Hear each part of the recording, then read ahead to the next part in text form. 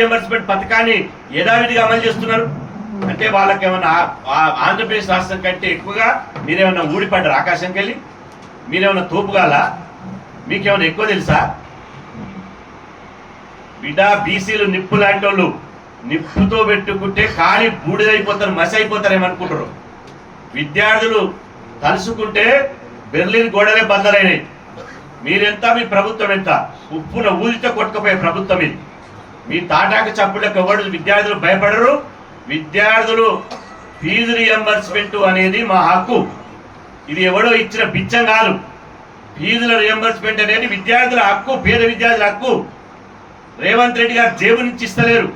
బట్టి విక్రమార్క కష్టపడి చెమటోర్చిన పైసలు కావేవి, మావి. మా ఖజానా మాది, బడ్జెట్ మాది. అప్పులు మాకు, ఆమ్దానేమో అగ్రకులాలక. అప్పే 3,75,000 కోట్ల అప్పులేమో బీసీల మీద రుద్దుతారు.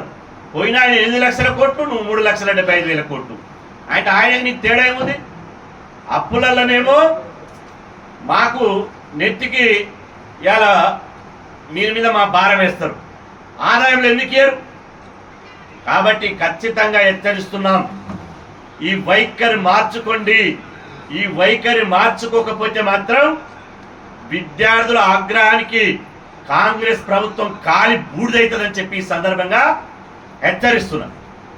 కుట్ర చేస్తున్న ఒకసారి ప్రభుత్వం స్పష్టంగా చెప్పవలసిన అవసరం ఉంది. మేము ఈ ద్వారా రాష్ట్ర ముఖ్యమంత్రి రేవంత్ రెడ్డి గారికి, ఉప ముఖ్యమంత్రి బట్టి విక్రమార్క గారు మేము డిమాండ్ చేస్తున్నాం. కాంగ్రెస్ ప్రభుత్వం ఆయన రేవంత్ రెడ్డి గారు నిన్న మాట్లాడుతూ నాది పిసిసి అధ్యక్షుడు మహేష్ కుమార్ గౌడ్ గారిది మా కాంబినేషను వైఎస్ డిఎస్ కాంబినేషన్ అన్నాడు.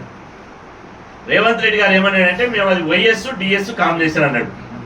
మరి నువ్వు వైఎస్ అని నువ్వు అనుకుంటున్నావు, మరి ఇది వైఎస్ రాజశేఖర్ కదా ఈ ఫీజుల రియంబర్స్మెంట్ పథకాన్ని పెట్టింది.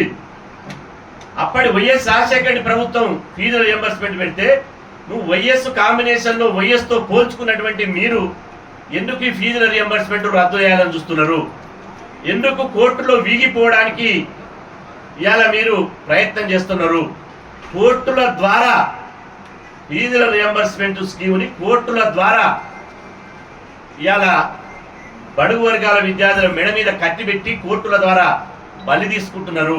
కోర్టులను అడ్డం పెట్టి ఎందుకు ఫీజుల రియంబర్స్మెంట్ను ఎత్తివేయాలని చూస్తున్నారు? ఇది సమాధానం చెప్పి తీరాలి. కాంగ్రెస్ పార్టీ ఉన్నటువంటి బీసీ నాయకులు, పిసిసి అధ్యక్షుడి నుంచి మొదలుకుంటే బీసీ మంత్రులు, బీసీ ఎమ్మెల్యేలు, బీసీ ప్రజాప్రతినిధులు ఒకటి ఆలోచన చేయాలి.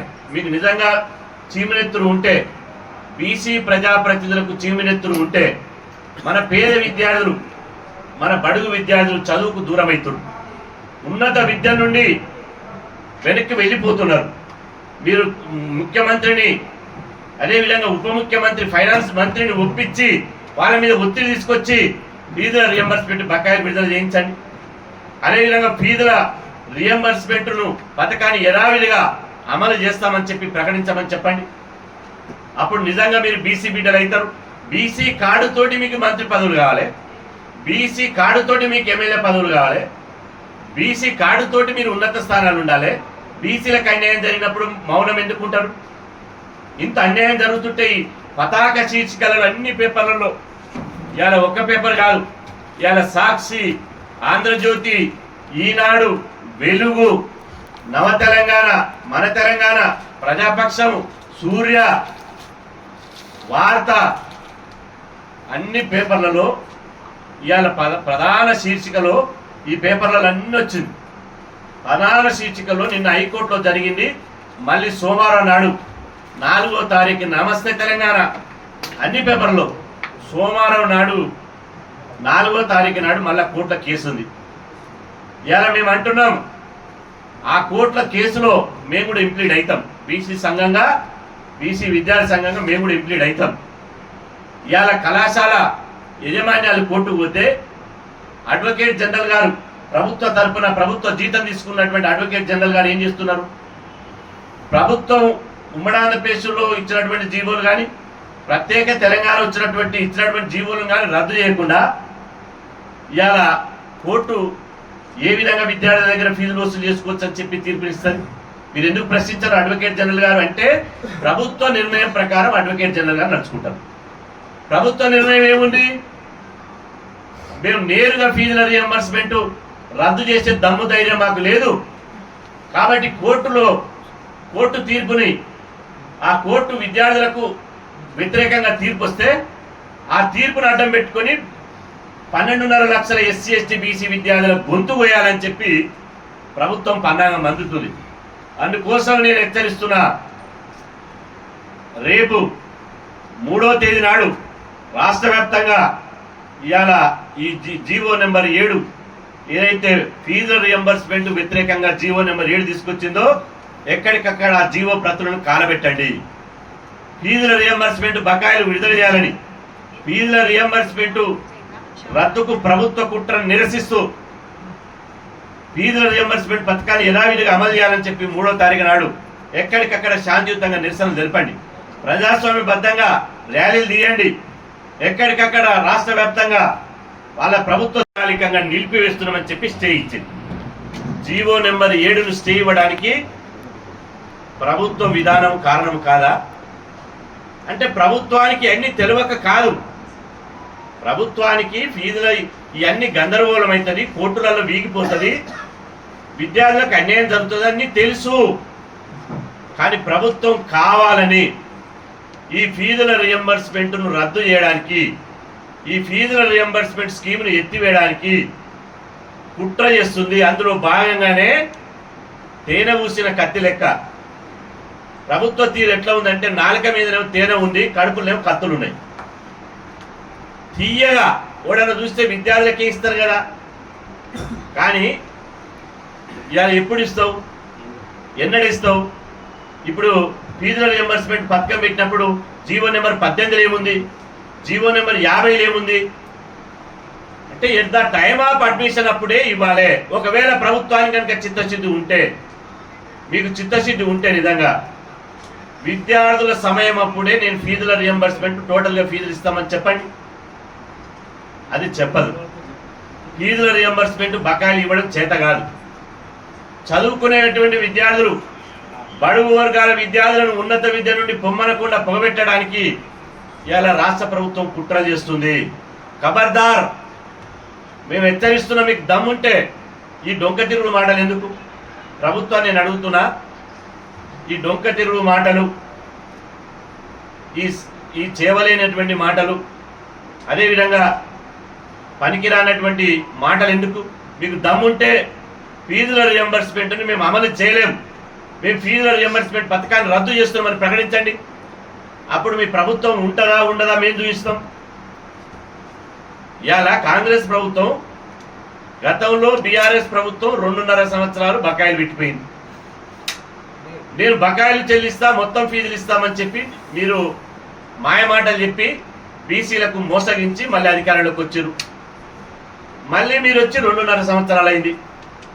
మీ 2.5 సంవత్సరాలుగా మీరు బకాయిలు చెల్లించారు. ఇప్పుడు 4.5 సంవత్సరాలుగా బకాయిలు చెల్లించకపోవడంతో 12.5 లక్షల మంది విద్యార్థుల జీవితాలు రోడ్డు మీద పడ్డాయి. చాలామంది స్విగ్గీ జొమాటోలో ఫీజులు కట్టలేక, హాల్ టికెట్ ఇవ్వలేక ఇవాళ చాలామంది విద్యార్థులు ఇబ్బంది పడుతుంటే ఇవాళ 22 మంది విద్యార్థులు ఆత్మహత్యలు చేసుకున్నారు. నిన్నగాక మొన్న వనస్థలపురంలో ఒక దళిత విద్యార్థి, ఒక బీసీ విద్యార్థి జొమాటోలో పార్ట్ టైం జాబ్ చేస్తుంటే కళాశాల ఫీజు కట్టాలని నైట్ తాగి వచ్చేవాడు కారు గుద్దేస్తే స్పాట చనిపోయారు. అంటే ఎవరికోసమే? తెలంగాణ వచ్చిన తర్వాత కూడా ఇవాళ బడుగు వర్గాల విద్యార్థులే ఎందుకు బలి కావాలి? మేము పన్నులు కట్టడం లేదా? రాష్ట్ర బడ్జెట్ కాదా? మీ అయ్య జాగిరా, మీ తాత జాగిరా? రాష్ట్ర బడ్జెట్ మా చెమట చుక్కలు కాదా? రాష్ట్ర బడ్జెట్ మాది కాదా? నాయకులను అడ్డగించండి, ప్రజాస్వామ్యబద్ధంగా మన నిరసన తెలపండి. ఇంత అన్యాయం జరుగుతుంటే చూస్తూ ఊరుకుంటామా? రాష్ట్రం బిడ్డ అగ్గి మండుతుంది, గుర్తుపెట్టుకోండి. ఫీజుల రియంబర్స్మెంట్ను రద్దు చేయాలని చూస్తే రాష్ట్రం మొత్తం అగ్గి మండుతుంది. అగ్గి రాజేస్తాం బిడ్డ ఏమనుకుంటారు? తమాషానా? కామారెడ్డి డిక్లరేషన్ ఏం చెప్పారు కాంగ్రెస్ పార్టీ? మీరు ఇదే విధంగా బీసీ వ్యతిరేక వైఖరి అవలంబిస్తే బీసీలే కాంగ్రెస్ పార్టీని కాటికి పంపిస్తాం బిడ్డ ఏమనుకుంటారు? ఇదే విధంగా బీసీ వ్యతిరేక చర్యలు పాల్పడితే కాంగ్రెస్ పార్టీని కాటికి పంపించే బాధ్యత బీసీ సమాజం తీసుకుంటుంది. బీసీలు అంటే తమాషనా, చిన్న చూప? కాంగ్రెస్ ప్రభుత్వం వచ్చిన తర్వాత 3,70,000 కోట్ల అప్పు చేశారు. అది ఎవరి జేబులో పోయింది? 3,70,000 కోట్ల అప్పు తీసుకొచ్చారు, ఎవరి జేబులో పోయింది అడుగుతున్నా. కాంగ్రెస్ ప్రభుత్వం వచ్చిన 2.5 సంవత్సరాలలో 71,000 కోట్లు కాంట్రాక్టర్లకు బిల్లులు చెల్లించారు. మీ అయ్య సొమ్మ, మీ తాత సొమ్మ? 71,000 కోట్లు కాంగ్రెస్ ప్రభుత్వం కాంట్రాక్టర్లకు బిల్లులు చెల్లిస్తుంది, కానీ 7,500 కోట్లు విద్యార్థులకు ఫీజుల బకాయిలకు ఇవ్వదా? విద్యార్థులు అంత చిన్న చూప? అందుకోసమే ఇప్పుడు సెలవులు వచ్చినాయి. జూన్ మొదటి వారంలో ఫీజుల రియంబర్స్మెంట్ మీద 1,00,000 మందితోటి హైదరాబాద్ దిగ్బంధం కార్యక్రమం పెడతాం. 1,00,000 మంది విద్యార్థులతో హైదరాబాద్ దిగ్బంధం కార్యక్రమం పెడతాం. ఇవాళ మీరు ఎట్లా తిరుగుతారో, మీరు ఎట్లా రోడ్ల మీదకి వస్తారో మేము చూసుకుంటాం. ఇంత అన్యాయం జరుగుతుంటే ఇవాళ మేము చూస్తూ ఊరుకోవాలా? కాబట్టి ఖచ్చితంగా ఇవాళ ఈ ప్రభుత్వం చేసేటువంటి దుందుడుకు చర్యలు అవివేకమైనటువంటి, అదేవిధంగా అనాలోచితమైనటువంటి నిర్ణయాలు వెంటనే వెనక్కి తీసుకోవాలి. నిజంగా బీసీల మీద చిత్తశుద్ధి ఉంటే ముఖ్యమంత్రి, ఉప ముఖ్యమంత్రి వెంటనే అన్ని అఖిలపక్ష విద్యార్థి సంఘాలు, అఖిలపక్ష పార్టీలు, బీసీ సంఘాలతోటి చర్చలు జరపాలి. రేవంత్ రెడ్డి గారు అంటారు మేము 6 గ్యారెంటీలతో పాటు 7వ గ్యారెంటీ కూడా ఇచ్చినామని. 7వ గ్యారెంటీ ఏందయ్యా అంటే, మేము ఏదైనా అందరి అభిప్రాయాల మేరకే ముందుకు సాగుతాం, మేము అందరి స్వేచ్ఛను గౌరవిస్తాం, అందరి ఆకాంక్షలు గౌరవిస్తాం, అందరి అభిప్రాయాలను కూడా గౌరవిస్తాం అన్నారు. మరి ఫీజుల రియంబర్స్మెంట్ పథకం మేము పోరాడి మా ప్రాణాలను తెగించి ఈ ఫీజు రియంబర్స్మెంట్ పథకాన్ని ఉమ్మడి ఆంధ్రప్రదేశ్లో సాధిస్తే ఇవాళ మరి ఎందుకు ఈ ఫీజుల రియంబర్స్మెంట్ను ఆటకెక్కిస్తున్నారు? రద్దు చేయాలని కుట్రలు చేస్తున్నారు. ఎందుకు చీకటి జీవోలు తీస్తున్నారు? ఎందుకు జీవో నెంబర్ 7 తీసుకొచ్చి పేద విద్యార్థుల గొంతులు వస్తున్నారు? ఎందుకు మరి ఈ పోరాడినటువంటి సంఘాలు, అఖిలపక్ష పార్టీలు, అఖిలపక్ష విద్యార్థి సంఘాల అభిప్రాయాలు ఎందుకు తీసుకోవడం లేదు? ఎందుకు మాతో చర్చించిన తర్వాతనే కీలకమైన నిర్ణయం తీసుకోవాలి కదా? ఇట్లాంటి కీలకమైన నిర్ణయంలో పేద విద్యార్థుల జీవితాలతో ఎట్లా ఆడుకుంటారు? నేను అంటున్నా, ఉమ్మడి ఆంధ్రప్రదేశ్లో ఇవాళ ఆంధ్రప్రదేశ్ రాష్ట్రంగా ఉంది కదా, మొన్ననే నేను చంద్రబాబు నాయుడు గారిని కలిసి వచ్చిన. ఆంధ్రప్రదేశ్ రాష్ట్రంలో మరి ఎందుకు వాళ్ళు ఫీజు